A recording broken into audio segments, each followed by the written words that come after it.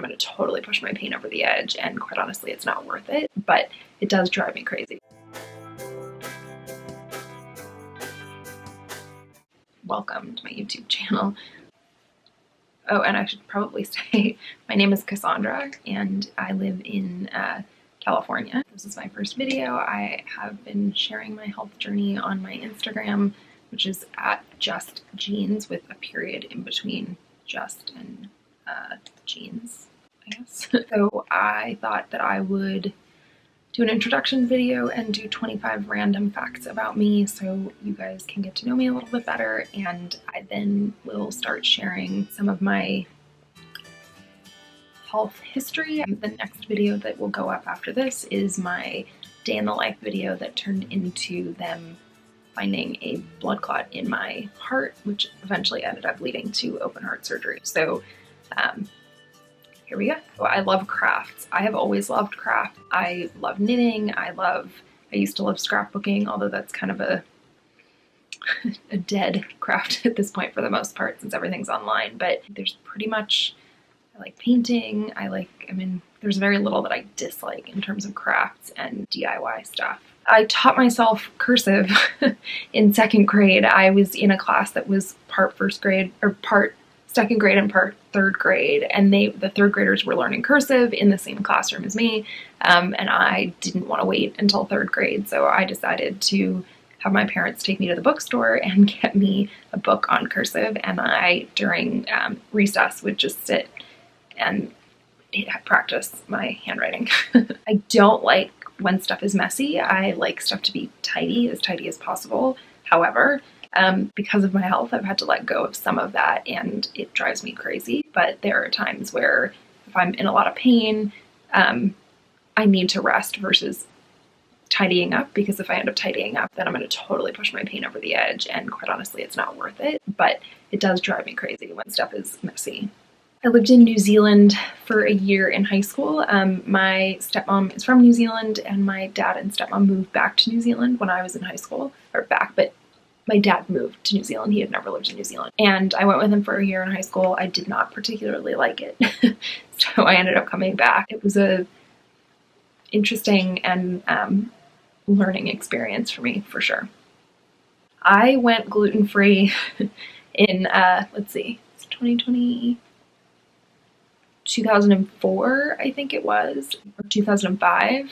So I went gluten-free well before it became this huge trend. I was diagnosed with celiac disease, so I have a really severe autoimmune response if I get anything that has gluten in it, which occasionally happens if I eat out or things like that. And it is basically like I have the stomach flu or stomach bug for 3 weeks. I get really sick, and I've had it where I've almost been hospitalized because I get so sick from it. So I'm really strict about, I don't eat out a lot, just because quite honestly it's not worth it. That said, the trend of being gluten-free has been helpful in some ways and also harmful in others, because at restaurants, for example, if I say I'm gluten-free, if they're used to people who are gluten-free by choice versus like they actually have celiac, people who do it by choice aren't going to get sick from cross-contamination, but I will.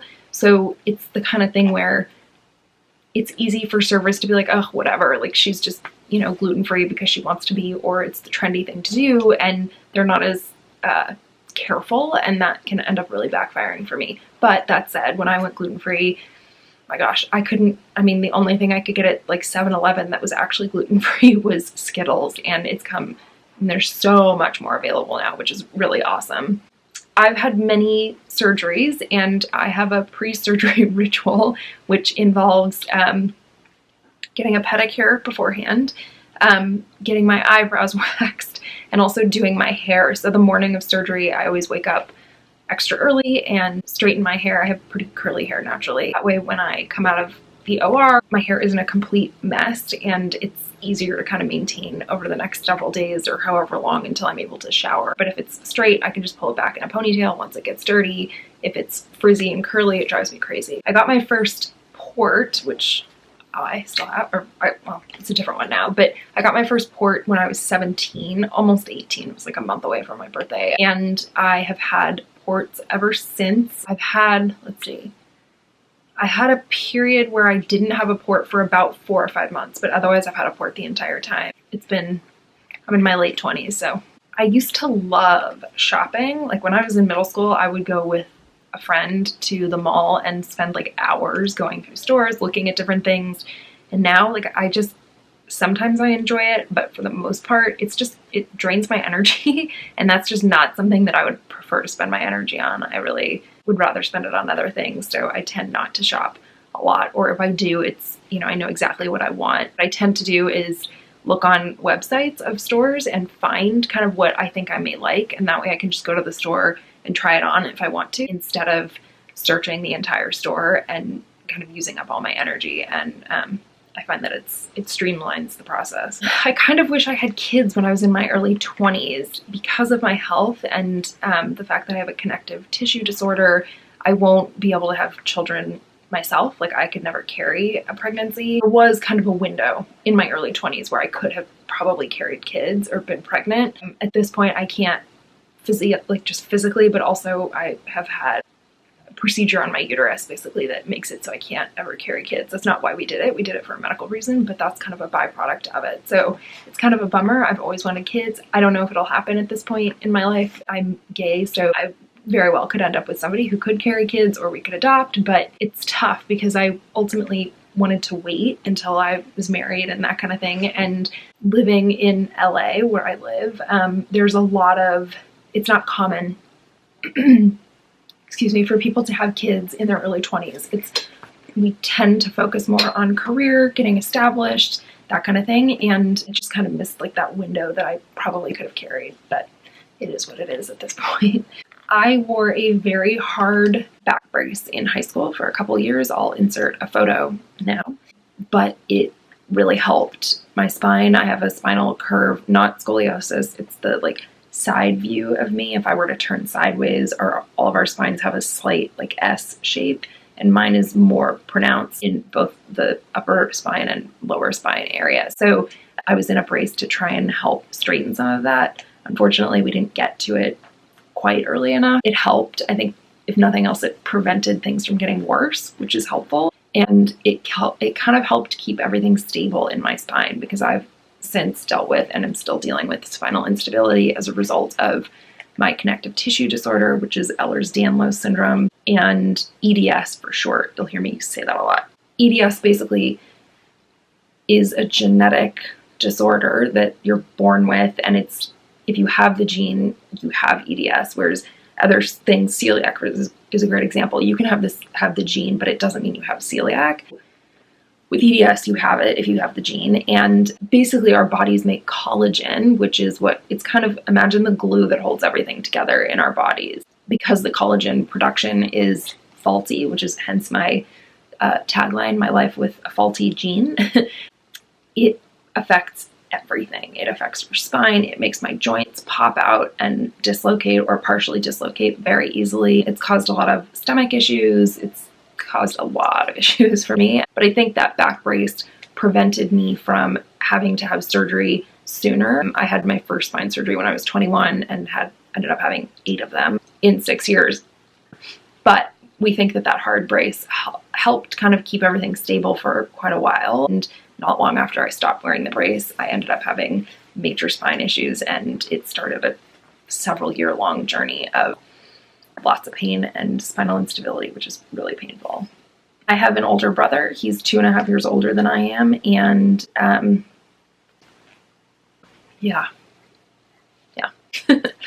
I dropped out of high school. I ended up having a lot of health issues, and at the time we didn't quite know what was going on. I ended up being diagnosed with Lyme disease, which we know I had, but we continued treating it quite a bit longer than what was probably necessary. My doctor at the time thought certain symptoms were from Lyme, but we now know that they were from EDS, and unfortunately antibiotics or treating with antibiotics isn't going to do anything to help with EDS issues. So, there's a lot of controversy around chronic Lyme, and I'm not going to get into any of that because I don't want to touch that subject, but I did get treated for Lyme for a period of time. Oh, yeah. Hello. So I dropped out of high school because I just could not keep up with school. I was in a very intense humanities program at my high school, and it was a ton of work. Like, I've gone to community college and taken other classes, and they're nothing in comparison to what we did in high school. Even ninth grade, I did way more than I've ever done since then. So I had to drop out, and I ended up getting my GED, and I ended up going to community college, and it's been a very slow experience with community college. So I'm continuing to try, but it is taking a lot longer than I would have liked. And eventually my goal is to transfer to a UC school. 95% of the time, I would say, I know when something is wrong with my body. Every single time I have felt this, like, something is seriously wrong, I've always been right. If I'm, one of my doctors actually says that he's like, if Cassandra complains, there's something really wrong. I don't complain unless the pain is really intense or it's really kind of debilitating. So it can be tricky with new doctors that don't necessarily know how well I know my body. And I've had a lot of doctors actually doubt me. And all it kind of takes is one issue, and they end up finding something on imaging, and then inevitably they believe me from then on. I took my own flight, I flew on my own for the first time when I was 7. I flew up from Los Angeles to Seattle, and I went to visit a cousin of mine who was a baby, actually. I love kids, so I wanted to spend time with her, and it was like, I think, a 3-hour flight. I do everything in my power to not pay full price for things. So, when I shop for clothes, I very rarely will pay full price. I wait for stuff to go on sale. I just don't see the point. Their markup is so high, it's ridiculous. And if I don't have to pay full price, I'm not going to. Of course, there are things that I do pay full price for, but a perfect example, I needed a new set of sheets recently, and I waited for a while until they went on sale at Target, and I finally got them for like 25% off. So it helps, and if I'm able to kind of anticipate what I need, I can find it without being in like, oh my gosh, I have to have this, I don't care what the price is kind of thing, which obviously still happens, but I try to avoid it. Oh, I had my first full alcoholic drink when I was 25 on my own. I went to Jamaica on my own for 10 days, and it was the first time I'd ever had a drink. It was not a strong drink, but I had one full drink that trip. I had partial drinks for a few different times, but never a full drink, and I just never had any interest to this day. I don't really drink much. I have nothing against it, but it's just not for me, and I don't feel like adding more substances to my body, given kind of what it goes through, would be helpful in any way. So I pretty much avoid it. I have never tried any drugs, and I don't have any plans to. I did CBD, which actually ended up making me like really altered, which I hated.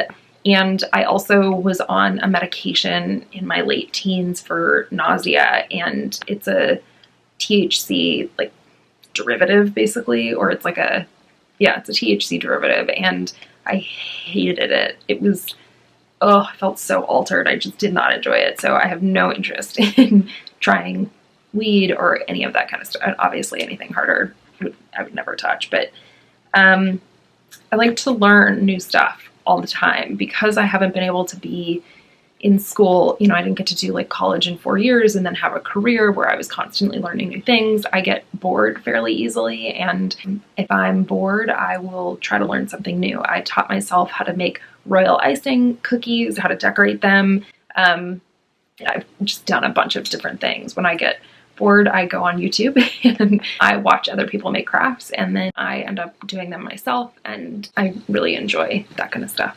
I used to have really thick hair. I'll insert a picture. I've lost probably about 75% of it. We don't know exactly why. We're assuming it's kind of anesthesia and all the stuff that I've gone through, but my hope is that someday it'll grow back because my hair is really thin in comparison to what it used to be, which has been kind of hard. I don't like doing makeup, so I almost never do, which I'm not wearing anything today. It's just annoying to me, and I don't like how it feels when I have makeup on. If I go out and I wear makeup, the first thing I do when I get home is wash it all off because I just don't like how it feels. It feels very, I don't know, and I wear pretty light makeup, so it's not a matter of I'm not wearing like really heavy makeup I just still don't like how it feels. I learned Mandarin Chinese when I lived in New Zealand. I got pretty fluent at reading, writing, and speaking. Unfortunately, because I didn't continue, I've lost most of it. However, I do use a couple Chinese apps that are geared toward children, but they kind of help refresh my memory, and I loved it. I fell in love with the culture. I fell in love with the language itself. It just made a lot more sense to me than English. There was no, you can't misspell things because characters are characters. There's no alphabet. I loved it for whatever reason. I ended up learning Spanish in high school when I came back to the United States, and I didn't like it. It just didn't click for me. And anytime our teacher would ask us a question, I would think of the answer in Mandarin because that's just kind of what I knew. So sometime I plan to go back and really relearn what I learned because I just really enjoyed it, and I think it's great to be bilingual. I'm extremely passionate about what I believe in. That includes politics, it includes crafts, it includes pretty much whatever. I tend to, I'm just kind of passionate about stuff, and that includes, doing things for the community if I'm able to give any extra of my time or resources. People who don't communicate well drive me crazy. It drives me nuts. I do well with knowing kind of where somebody's at. I'm gay, so I came out when I was 17. I was very lucky. I had a really great response. My mom struggled for a little bit, but she came around very quickly. My uncle, my dad's younger brother, and his husband have been together for decades, and I came out to them first. I'm really lucky that I had that experience because I know many people who do not have that experience, and it's just devastating. So for now, that's it, and I hope that kind of helped you get to know me a little bit better. I'm working on making videos kind of explaining all of my health issues, so that way when I talk about things in future videos, you guys can just go back and refer to what they are if, you don't understand. So that's kind of where I'm going to leave it today. I'll see you next time. Bye.